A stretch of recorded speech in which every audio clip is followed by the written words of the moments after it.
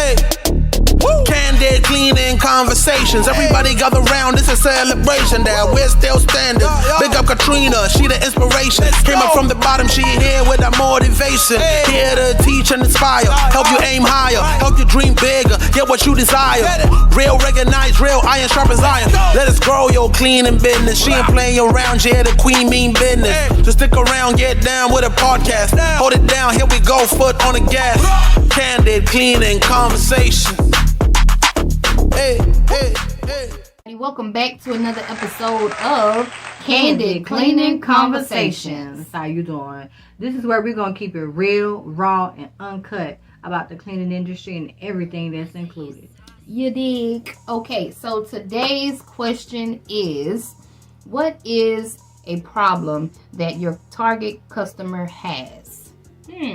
This is a good one. That's a good one. I think that every cleaning business owner needs to really take the time out to learn your avatar.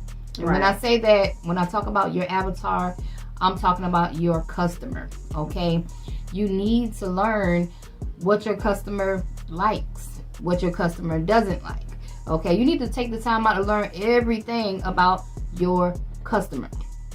On this video, I'm gonna tell you guys some things about my customers, because I don't know about y'all customers, so I'm gonna only talk about my customers, okay? Right, and then for you to know all of that, first of all, you need to know what your type of customer is, your target customer, because if you don't know, then none of this will make sense. It's gonna sound like a lot of blibber blabber. So you have to first find out what your ideal client is. This is the person that you can relate to the most. They can relate to you. You already know their pet peeves. You're very comfortable with cleaning for them. You already know exactly, like you, just like the back of this hand right here, you know them like the back of your hand. Like that is your ideal client. All right, so let's talk about some of the problems that our customers have. Now, if you've been following me, you know that our customer, we target Airbnbs and move-in, move-outs. That's like the bulk of our work. However, we do like small offices in between. I had a hotel. I was doing like a restaurant every now and then. But the bulk of our work, I'm talking about the bulk of our work, Airbnbs and move-in, move-outs. That's the bulk. So I'm talking about those particular clients. So right now, let's talk about the move-in, move-out industry, apartment complexes. All right, let's go with that target. So one of the problems that our customer has for apartment complexes, I would say, is communication. Oh man, they are looking for someone, a cleaning company, that is great with communication. One thing that I know that they hate, and I've talked to several managers before, is miscommunication. Like through email, it can get messy. Units can get missed. So lack of communication. Back when I first started, I noticed that some cleaning companies would clean the unit and just leave. So they didn't like that because they would communicate it with me. I'm always asking questions because I want to know what their pain points are. Right. And a lot of times they will say, well, they just cleaned and left. I didn't even know she was here. Right. The unit was open and she came, cleaned and left and sent us an invoice. We don't do business like that. Right. Okay, we do not do business like that. So for us, our cleaners, they are to go to the office and get a key. So they'll go to the office, they'll get a key, they'll go clean their unit. After they clean the unit, then they're supposed to go to the office and ask someone at the office to give them an inspection, sign off on a checklist, and then they leave. Right. Okay, and then after that, I would say bi-weekly, we're following up with our accounts and making sure that everybody is pleased with our services. Okay, not only that, but we hired a VA to keep up with the communication between our contractors and our clients. They keep up with any of the complaints. So we over, what's the word? I would say that we over communicate. And sometimes, I'd rather over communicate than don't communicate at all. 2 apps that you can use for communication. One is one that I love so much. It's called Slack. And another one is called Swept. Okay, so those are 2 communication apps that we use. Right. The one that I use the most is Slack. That's where everyone is at. But I also use Swept because one of my clients, they use Swept and that's what they want us to use. So we communicate on Swept as well. Both are just outstanding apps. I love both of them, okay? But you need to get an app to communicate with your clients, your workers, just a big communication app. It's I can't stress it enough. It's well needed in a cleaning company. Okay. Hey, you guys. All right. So a lot of you guys have been reaching out, asking me, when are you going to have your next live workshop, in-person workshop? Okay. So we have a date for you. This year, June 22nd at 12 o'clock, Savannah, Georgia. Be in the building, okay? Click the link down below if you want to join us at our Cleaning Business Masterclass workshop. You will need your laptop because we are going to be taking action. We have some things that you're going to be doing, implementing in real time. So when you leave this workshop, you will have some small wins, okay? It's $197 if you're not already a student. If you are a student, it's only $97. But click the link if you're interested in meeting me in person and coming to our live workshop. Don't pay attention to all the Christmas decorations. I just ain't took them down yet because I've been busy, okay? But make sure you click the link in my bio. I got a link somewhere down here, and register today. It's only 40 seats, okay? It's going to be a private mastermind. Only 40 seats. Click the link in bio, and I'll see you guys June 22nd. Bye-bye. Consistency, and that's consistency in your quality of service, making sure you are cleaning consistency. Now, another way that we're able to actually utilize Slack, not only for communication, this is a bonus, but with Slack we're able to have our workers post pictures, before and after pictures, so that way not only are we staying in communication, but we also covering our butts as well. So if they say they pulled out all the appliances, because we have checklists that they have to go by, what happens is they actually look at that checklist, they make sure everything is complete, they have somebody to come and do a walkthrough, and then that person signs off on that checklist. Now with that particular checklist, they have to put their name and the unit number, and that's pretty much it, and they post that on Slack. Now the if anything was to come up, now we can say, well, we can actually go back to that particular date and say, well, such and such cleaned this unit at this time, and it shows here they pulled out all the appliances, so we shouldn't have an issue. Keeps the paper trail. Look presentable. You don't want to have somebody to come to your establishment and they're doing a move in, move out clean with their bonnet on, their flip flops, and they just popping their gum, they doing all types of stuff. You want everybody to show up in a consistent manner. You know what I mean? Everybody wants to show up. They need to be with some nice clothes on, not nothing that they just rolled up out of bed. Because if you got one cleaner that shows up and they're actually doing, showing up with their actual proper clothes on, and you got the next one that looks crazy, you're gonna be like, oh, this job ain't gonna be consistent. That happened to us one time. You know what I mean? Our restaurant, remember? Yeah, absolutely. Just think about it. If you go out to eat, right, and you have a waitress that come to your table, and you got one waitress, if you go there 2 times to the same restaurant, you go there, everything is good with that first go around, the person comes to the table, they're all polite to you and they're talking to you. The next time you go to their restaurant and now you get, hey, how you doing? What can I get? And that's gonna ruin your whole experience, because you're gonna be like, the first time I came it was good, but the next time it was just not for me. That's why we go to Chick-fil-A, because it's consistent. The experience is consistent. I already know. So if I get somebody that's ghetto fabulous, right, I'm gonna be like, wait a minute, So you gotta stay consistent with your quality, with everything, with how you do anything is how you do everything, and how you start it off. That's how you need to go for as long as you got the contract, right? Because one thing that I do see is we get comfortable. As business owners, we get comfortable, okay? With the account, you get a little laid back, okay? So the quality may start to decrease. You're not following up like you used to. Right. You were excited when you first got the contract, right? But when the thrill is gone... I was just getting ready to say that. I knew you was going to say that.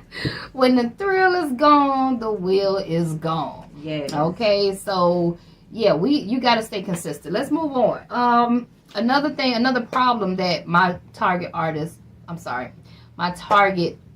customers have is scheduling. Okay, so when they send in, they have, I'm talking about move out cleans. And this is for anybody really. When it's time to schedule their unit out, they want to get that thing scheduled in, and sometimes they might want it scheduled the next day. So I'm making my best to try to try to please them. The best way we can. If we can slide them in that same day, I'm gonna try to slide you in that same day. That's excellent service right there. Mm-hmm. You know what I mean? If they pop up, just charge them a same day fee. Right. Okay, but we want to solve your problem. Your problem is, especially for Airbnbs, is you need your unit to be clean. Mm-hmm. Someone just booked it tonight, mm-hmm. and you need it clean before 4 o'clock. Can you help me? Yeah, I'm going to try that my best. Yes, I'm going to definitely try to help you. Even if I got to send one of the teenagers out there to do it, I need to try to help this client, because you know what's going to happen? They're going to go somewhere else, and somebody else is going to get that money, okay, of your client. Right. Okay, now they're building a relationship with somebody else.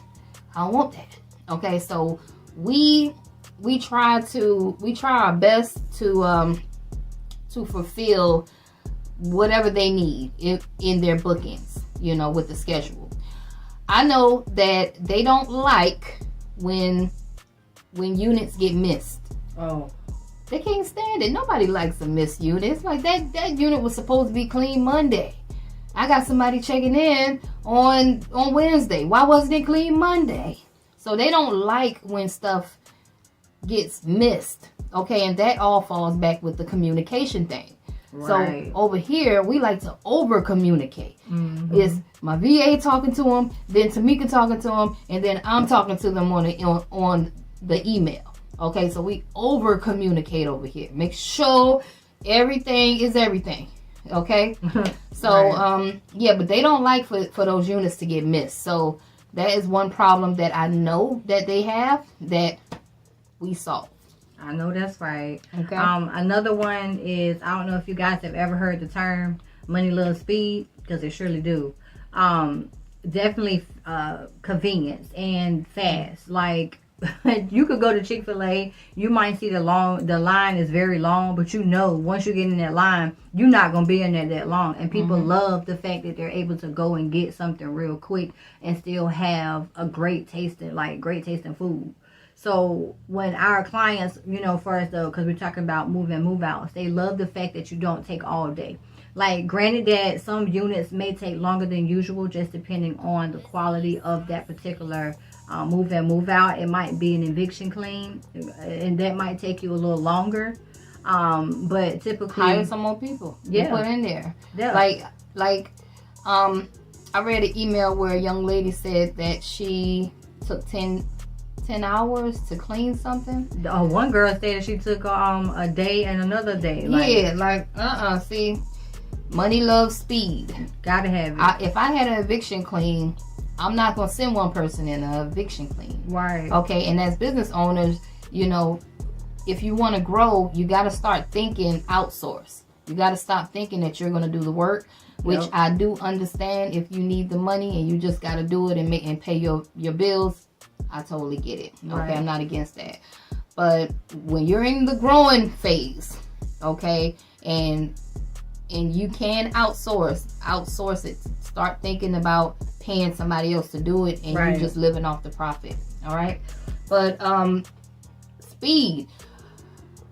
For an eviction clean, I'm not going to send one person out there. I got to send multiple people out there. I have to get this thing clean quick.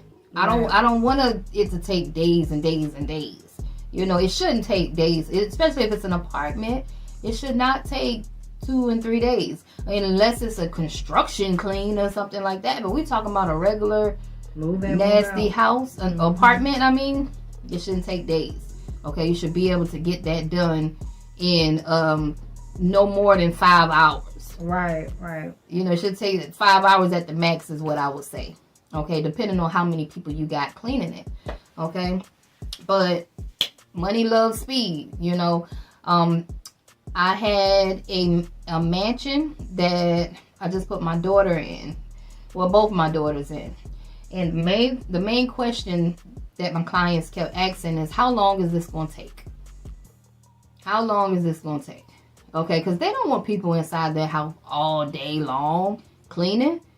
So you know what I did? I put somebody else in there. Even though I know 2 people could have got it done in 5 hours, I threw another candidate in there so we can get it done quicker.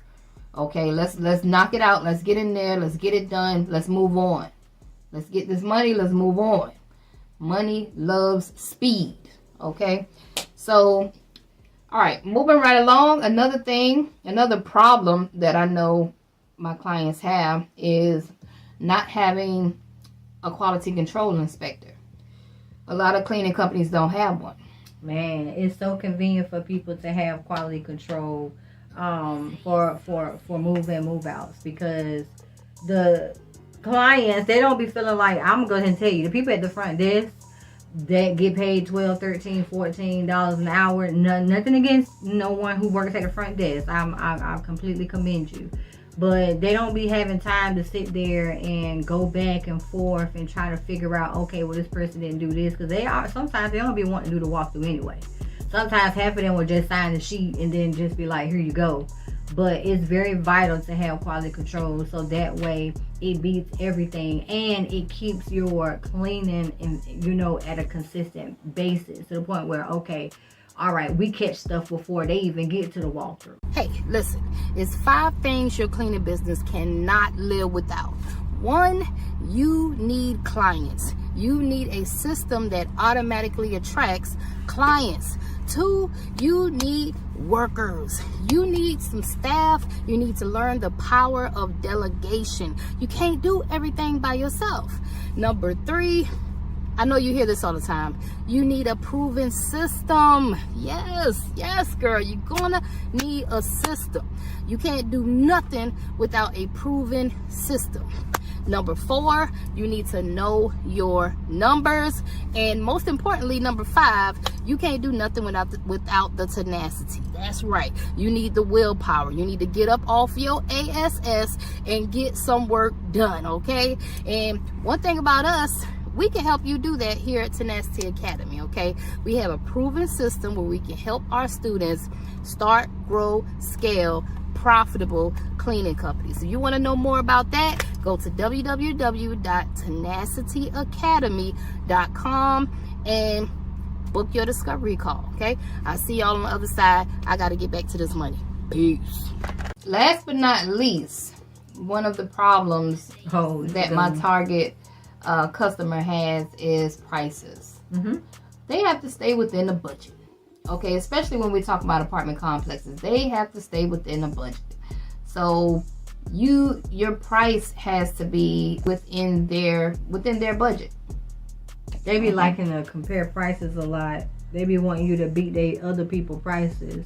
I don't be liking that. Yeah, it's like going to Walmart and a customer come in there and be like, well, look, Harris Teeter's had this for $5. You gonna give it to me for $5?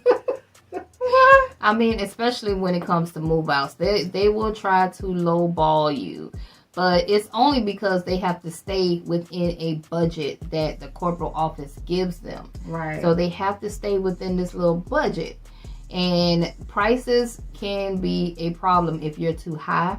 I've lost contracts because I bid too high, and I'm to the point where I found the sweet spot in my area to play around with. But I always start high, and then if they don't say anything or respond to the email or don't answer my phone calls, then I'll just walk in there and have a conversation with them. Hey, is it the pricing? Because we can work something out. Okay. And try to stay within their range. But it has to make sense for you as well. Okay, I'm not saying go and lowball yourself and do apartments for $89. Right. Okay. She is not saying that. Don't do that. Okay. Right. But what you do need to do is make sure your prices make sense. Okay, because you still have to pay your staff. You still have to pay your insurance. You still have to run your business. What about running ads and marketing and, you know, the money that you need to operate your business, okay? So prices. The same thing with Airbnb's prices, because with Airbnb's, they have to charge that to the guests. Yeah, they charge it to the guests, so it has to make sense for the Airbnb host as well.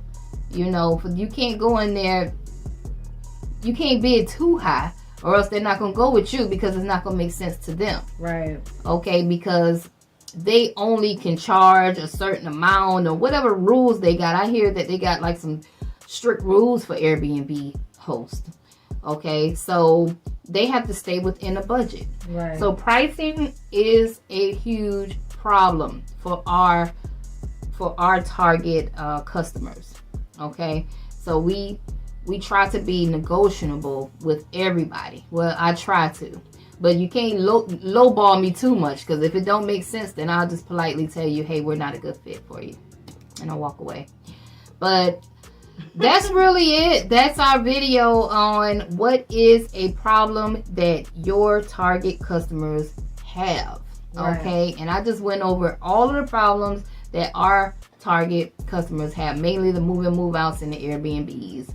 They both kind of sort of have the same problems. With Airbnbs, it's still the same thing. You got to stay consistent. You got to stay with the communication. The scheduling is a big must with Airbnbs. Okay, it's all the same problems. Mm-hmm. I want you guys tonight to write down problems that your customers have.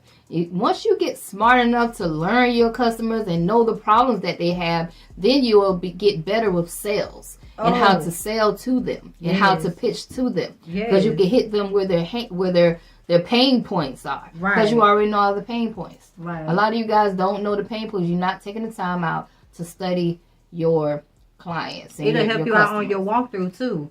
So y'all, because I know a lot of people be asking, what questions do you ask on a walkthrough? Shoot, you can just go ahead and sell yourself, because you already know the pet peeve. As soon as you hear a person talking, you will know off the bat, because you've been doing your study and your research. You're going to be like, oh yeah, I know what's up. So you know exactly what to say to sell that deal.